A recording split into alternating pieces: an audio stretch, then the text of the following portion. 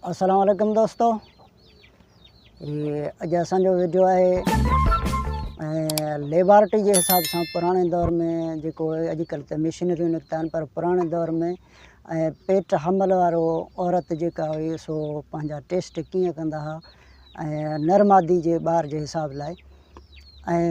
असगर अली साहिब लिखियो आहे त 5000 साल अॻु मिस्र में जव कणक के दाणे ते माना जो सो लेबॉरेटरी थींदी हुई, औरतूं कंदियूं हुयूं उन में जो पेशाब में उहे दाणा विझंदा हुआ। पोइ जेकॾहिं कणक जो दाणो फुटो तो मतलब मादी ॿार आहे, ऐं जेकॾहिं जव जो दाणो फुटो उन पेशाब में तो नर ॿार आहे। बहरहाल उन भी सही लिखियो आहे, वाकई ईअं बि हुयो।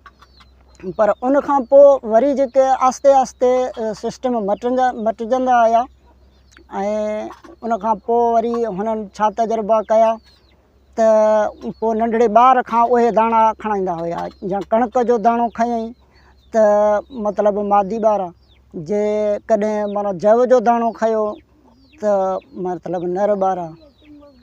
ऐं पोइ वरी उन खां छा थियो जो ऐं जेके माकोड़ा जीत पोइ उन्हनि खे छा कंदा हुया जो माना पंहिंजे थञ जो खीर कंहिं कपह में माना मिलाए करे उन कपह सां ऐं जेको उन माकोड़नि जे डर ते रखंदा हुआ।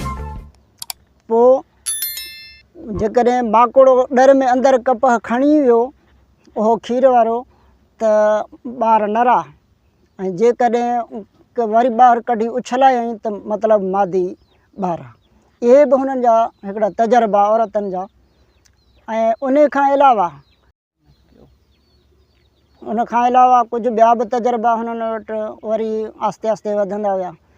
तो वरी छा थियो जो ही इंसाननि खे या ॿारनि नंढनि खे बहरहाल उहे फरूड़ियूं या ये जेके सो ॾढ थींदा हुआ, चमड़ी जो बीमारी, ऐं उन ते वरी हिननि इहो हिकिड़ो आज़मूदो कयो आहे त छाहे जो उन जो खीर थञ जो उन खे मखींदा हुआ। उन ॾढ खे जेकॾहिं ख़त्म थियो आहे त मतलब नर ॿार आहे पेट में, जेकॾहिं वधंदो वियो उन खीर सां ख़त्म न थियो त मतलब मादी ॿार आहे। पर इहो अॼु ताईं बि आहे, किथे बि कंहिंखे ॾढ वग़ैरह सां अहिड़ो को माना थी वञे उन खे अॼु बि उहो खीर थञ जो लॻाइजे त माना जे ॾढ ख़त्म थियो त ईअं सम्झो त माना ॿार नर आहे। जेकॾहिं वधंदो वियो तो मतलब पेट जो ॿार मादी आहे।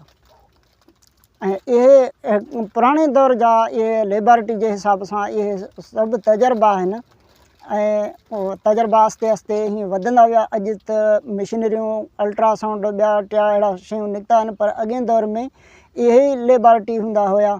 ऐं कारीगर वरी जेको सो अहिड़े नमूने ते बि परखंदा हुआ, ऐं उन माण्हूअ खे ऐं हलाइण सां विख ते बि परखींदा हुया त जेकॾहिं साॼो पेर पहिरें विख में खयईं त नर ॿार पेट जो, ऐं जेकॾहिं खाॿो पेर पहिरें खयईं उन औरत त मतलब उहो ॿार माना मादी आहे। ऐं विख जे हिसाब सां बि परख कंदा हुया त माना साॼो विख पहिरें खयईं त साॼो पेर खयईं त माना मादी नरा ॿार, जेकॾहिं खाॿो माना पेर पहिरें खयईं विख में त ॿार मादी आहे। अहिड़ा भी परख कंदा हुया कारीगर।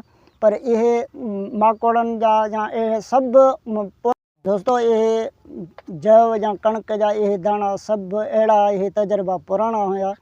ऐं हींअर त मशीनरियूं निकितियूं आहिनि, उन्हनि ते ई अल्ट्रासाउंड वग़ैरह थी सघनि था। ऐं महिरबानी करे जेकॾहिं असांजो वीडियो पसंदि आयो लाइक शेयर ज़रूरु कंदा। महिरबानी।